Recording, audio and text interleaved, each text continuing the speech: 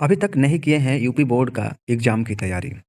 कैसे प्रश्नों का जवाब देंगे, कैसे बोर्ड में लिखेंगे, कैसे पास होंगे, ये सारी जो चिंता है, सारे छात्रों के पास रहती है। तो अब आपको चिंता करने की कोई आवश्यकता नहीं है, क्योंकि बस अब आप लोगों को सिर्फ़ और सिर्फ़ पढ़ना होगा प्रीवियस ईयर्स के क्वेश्चन का। पूरे उम्मीद के साथ कह रहे हैं, यदि आप लोग प्रीवियस ईयर के सारे क्वेश्चनों को पढ़ लेते हैं, तो आप सभी लोगों को बोर्ड एग्ज़ाम में कोई दिक्कत नहीं होगा, क्योंकि हम कराने जा रहे हैं 2015 से लेकर 2025 के सारे विषयों के प्रीवियस ईयर्स के क्वेश्चनों को, जो अति महत्वपूर्ण होंगे आपके बोर्ड एग्ज़ाम के लिए। क्योंकि आपके बोर्ड एग्ज़ाम में जो है करीबन 75 से 80% जो होते हैं क्वेश्चन बार-बार रिपीट करते हैं। तो आप लोग उन सारे प्रश्नों को ध्यान से देखिएगा तथा करिएगा। नमस्कार मेरे प्यारे साथियों, स्वागत है आप सभी लोगों का अपना यूट्यूब चैनल शिक्षित भारत में। उम्मीद कर रहे हैं कि आप सभी लोगों को अच्छे से तैयारी क भी हो गई होगी बोर्ड एग्ज़ाम की या तैयारी करते होंगे बोर्ड एग्ज़ाम की। तो जुड़ जाइए आप सभी लोग शिक्षित भारत के साथ, क्योंकि यहाँ पे कराया जाएगा आप लोगों को प्रीवियस ईयर्स के सारे प्रश्नों को, एक-एक करके जवाब भी दिया जाएगा। चलिए शुरू करते हैं ज़्यादा समय ना लेते हुए अपने आज के इस सेशन को। सबसे पहले देख लीजिए, यह जो पेपर का कोड है वो 1818 बीपी है और यह जो पूछा गया है 2025 में पूछा गया है।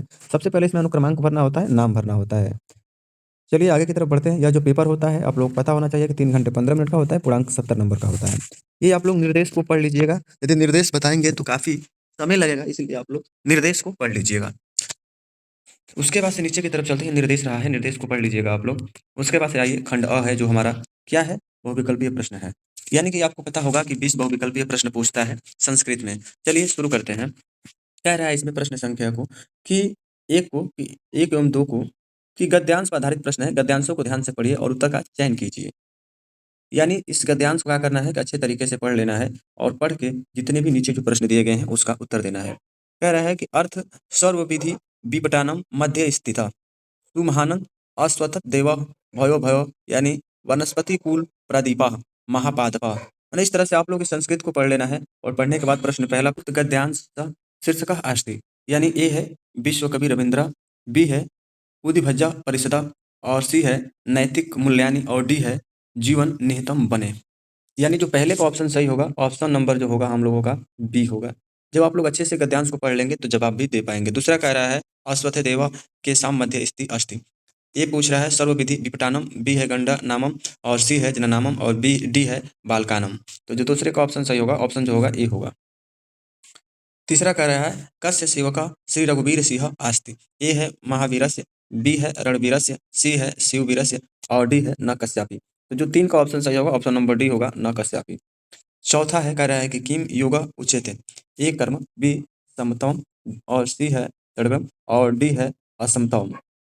तो जो 4 का ऑप्शन सही होगा, ऑप्शन नंबर डी होगा। पांचवा कह रहा है द्रोड़ा येन मानसा प्रत्यभासत। ए है न द्वेषमाना, बी है द्वेषमाना और सी है प्रीतमाना और डी है दुग्धम प्रीतमाना। जो 5 का ऑप्शन सही होगा, ऑप्शन नंबर ए सही होगा, यानी कि न द्वेषमाना। उसके बाद से छठवा है आद्रपादा किम कुर्यात। ए मंजिता, बी जो है सविसेत और सी जो है पीबेत और डी है चलेत। जो 6 का ऑप्शन सही होगा, ऑप्शन नंबर बी है। 7वां कह रहा है गया तु गीता कर्म महत्वम योगक्षेम विधानाम सुक्ति जो है उद्धृतो अस्ति। तो जो पहला है लक्ष्य वेद परीक्षा, बी जो है सुक्ति सुधा, सी जो है गीता मृतम और डी जो है जीव व्याध भारतवर्षम। जो 7 का ऑप्शन सही है, ऑप्शन नंबर सी होगा हम लोगों का, यानी गीता मृतम। 8वां जो है कह रहा है कि विनयाकस्य पाठस्य पात्राः आस्ति। ये है करोड़ों को जीमुद्वाहनम, बी है वयम भारतीय, सी है योतुकम पाप संचय और डी है महात्माना संस्मरणी। जो है आप लोगों का संस्मरणानी। तो जो 8 का ऑप्शन सही होगा, ऑप्शन नंबर सी सही होगा हम लोगों का। उसके बाद से प्रश्न संख्या है जो 9 नंबर एयतुकम भावती।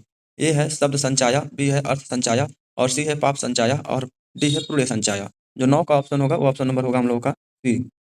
सॉरी सी नहीं होगा, सॉरी बी नहीं होगा, सी होगा, पाप संचाया।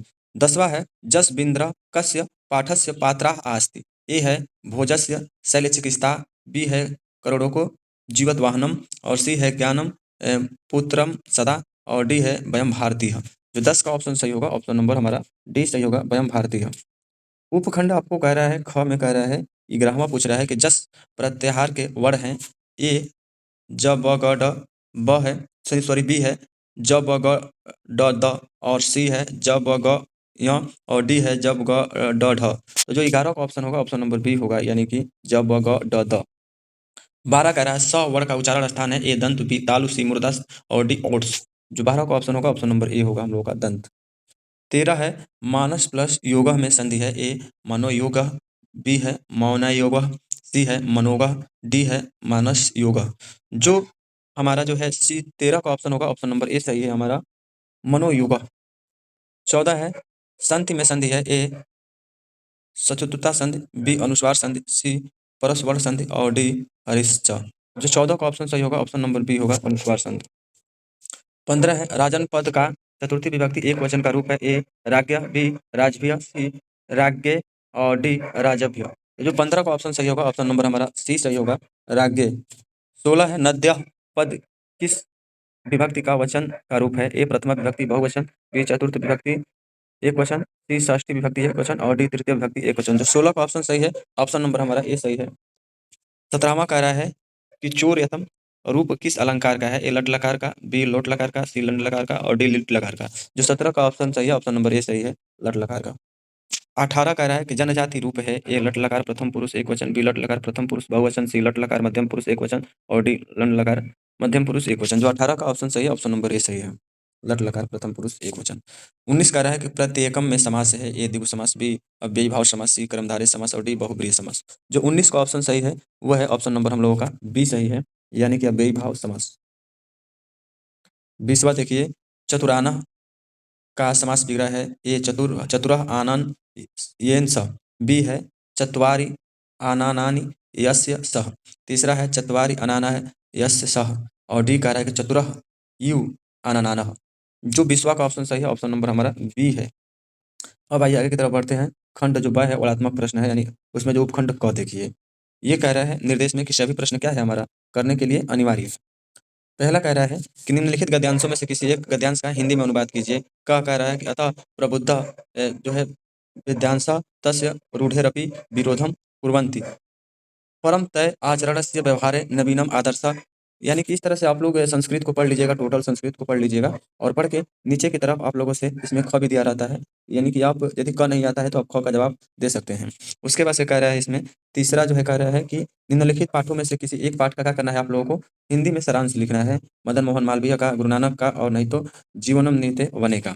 इस तरह से आपका एक का क्या करना है हिंदी में सारांश लिखना है। तीसरा कह रहा है कि निम्नलिखित में से किसी एक श्लोक की हिंदी में व्याख्या करना है। तो ये संस्कृत को पढ़ लीजिएगा और इसकी व्याख्या आप लोग कर लीजिएगा। देखिए आप लोगों को 1 से लेकर 2 से लेकर और जितने भी प्रश्न बनेंगे वर्णात्मक प्रश्नों का, उन सारे प्रश्नों का जो उत्तर होगा हम लोग अगली वीडियो में एक-एक कर लाएँगे। ये पेपर का लाने का एक ही मकसद है कि आप लोगों को चेक करिए अपने माइंड को कि हम लोग कितना सही कर रहे हैं, कितना गलत कर रहे हैं बोर्ड एग्जाम के लिए।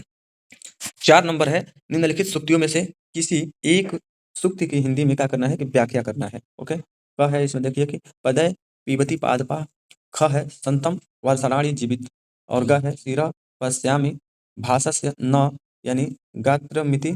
तो इस तरह से आप लोग संस्कृत को पढ़ लीजिएगा और सारे का माने एक सूक्ति का उत्तर देना है आप लोगों को। 5वां कह रहा है निम्नलिखित में से किसी एक श्लोक का संस्कृत में अर्थ लिखिए। इसमें क है, ख है, यानी दोनों में से किसी एक को करना है। उसके बाद से 6वां कह रहा है निम्नलिखित में से किसी एक पाठ का चरित्र चित्रण हिंदी में करना है, यानी अतुकम 50 पाठों के आधार पर चपला का। दूसरा कह रहा है धैर्यधाना ही। 7वां पाठ के आधार पर वणिज का और तीसरा कह रहा है वयम भारतीय पाठ के आधार पर दीपक का। ख है निम्नलिखित में से किसी एक प्रश्न का उत्तर संस्कृत में लिखना है आपको। पहला कह रहा है राजा भोज कस्य नगरस्य आसीत्, दूसरा कह रहा है नगानंदम इति नाटके किति अणकम सन्ति और तीसरा कह रहा है चपला कस्य पुत्र वधू आसीत्। तो इस तरह से आपको प्रश्न का जवाब देना होगा। अब देखिए उपखंड ख नंबर को देखिए, इसमें कह रहा है कि 7वां का क कह रहा है कि निम्नलिखित रेखांकित पदों में से किसी एक में निर्देशानुसार विभक्ति का नाम लिखिए। बालकः विद्यालय निर्गच्छति, दूसरा कह रहा है तस्मै कदली फलानि रोचन्ते और तीसरा कह रहा है रामः नेत्राभ्यः पश्यति। इस तरह से आपका ख देखिए निम्नलिखित में से किसी एक पद में प्रत्यय लिखिए, यानी कह रहा है पहला कि आस्तिक, दूसरा बुद्धिमान, तीसरा गतिया। 8वां कह रहा है निम्नलिखित में से किसी एक का वाच्य परिवर्तन कीजिए, यानी क है राम गीताम पठति, ख है त्वं तिष्ठसि और ग है स हस्ति। 9वां कह रहा है कि निम्नलिखित वाक्यों में से किन्हीं 3 वाक्यों का संस्कृत में अनुवाद कीजिए। पहला तुम पढ़ते हो, दूसरा नदी कोस भर टेढ़ी है। इस तरह से आप लोग इसका संस्कृत में अनुवाद कर लीजिएगा। 10वां कह रहा है निम्नलिखित में से किसी एक विषय पर संस्कृत में 8 वाक्यों का निबंध लिखिए। पहला हिमालय, दूसरा यातायात सुरक्षा और तीसरा अनुशासनम। 11 देखिए, निम्नलिखित पदों में से किन्हीं 2 पदों का संस्कृत वाक्यों का प्रयोग कीजिए।